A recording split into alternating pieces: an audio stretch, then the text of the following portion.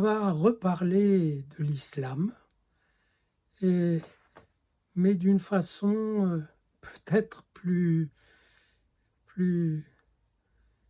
porteuse d'espoir que d'ordinaire, encore que, il faut que vous sachiez que je n'ai jamais été désespéré par rapport à l'islam, tout simplement parce que je n'avais pas de grands espoirs, puisque j'ai vécu en terre d'islam pas mal de temps de mon enfance, mais je n'avais pas du désespoir non plus. En tout cas, tout est parti du fait que l'islam a des problèmes avec l'autre, ça n'est pas un secret, et que dans ses textes fondateurs, il maudit explicitement les juifs et les chrétiens, surtout les juifs, et que finalement, leur disparition fait partie d'une certaine vision messianique, d'un certain idéal. Et vous savez que un jour, je présentais un livre dans une librairie et le discutant, qui était un prof de sociologie musulman, était là. Et quand j'ai dit que j'avais une fois suggéré que l'islam pourrait s'en sortir avec les autres, notamment avec les juifs, si les fidèles qui font leur prière inventaient une petite prière le vendredi pour demander à Allah de suspendre sa malédiction sur les juifs et les chrétiens. Et pendant que je disais cette chose-là, ce professeur a écrit en 3 lignes une prière en arabe qu'il a lue et où il demandait à Allah, où il suppliait à Allah de suspendre sa malédiction sur les juifs et les chrétiens présents dans cette salle le temps de cette conférence. Et ça m'avait touché. Ça veut dire qu'il avait fait un effort et qu'il ne pouvait pas aller plus loin, qu'il avait peur d'aller plus loin, peur d'être désapprouvé, tout simplement.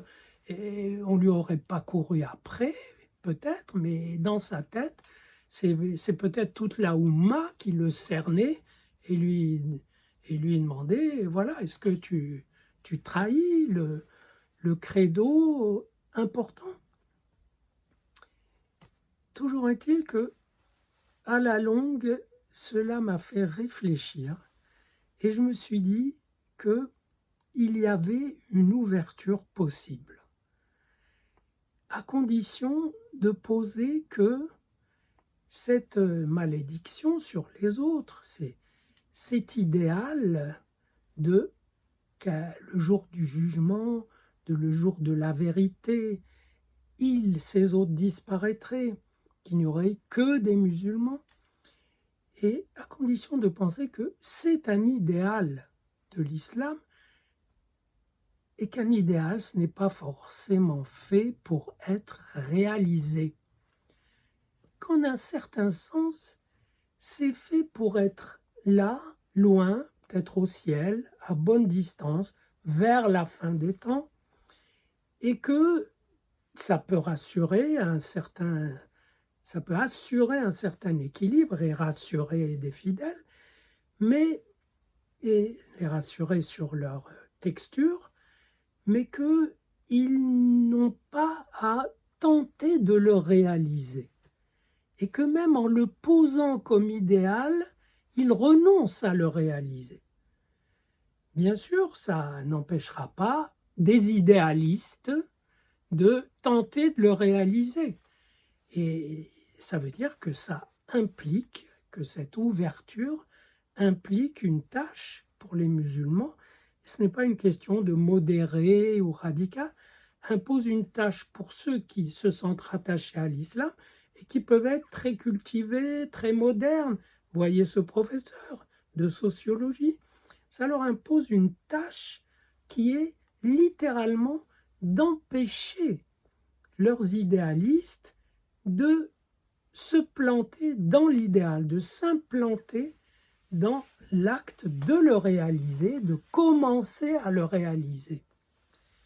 Et ça, c'est important parce que ça implique aussi pour les autres, j'entends pour les juifs, chrétiens, athées, etc., mais de le savoir, de savoir que ce n'est pas le seul idéal de l'islam, que l'islam a d'autres idéaux qui sont d'ailleurs tous puisés dans les idéaux bibliques de justice, de charité, de fraternité, de respect du divin, de respect de l'autre, et de l'autre, en l'occurrence, qui fait partie du groupe. Mais bon, ça peut s'élargir. Du respect de la vie, tous ces idéaux bibliques sont passés directement. D'ailleurs, c'est bien parce qu'ils ont été absorbés qu'on en veut à la source d'où ils proviennent. Mais bon, je ne reviens pas là-dessus. Donc, c'est un idéal qui est fait pour ne pas être réalisé. Et ce qui veut dire aussi que lors de certaines explosions, comme celle qu'on a vue récemment à Gaza, entre Gaza et Israël, eh bien, c'est un peu abusif d'interpréter ces violences venant des islamiques comme un début de réalisation de l'idéal, c'est-à-dire comme un début d'anéantissement des Juifs.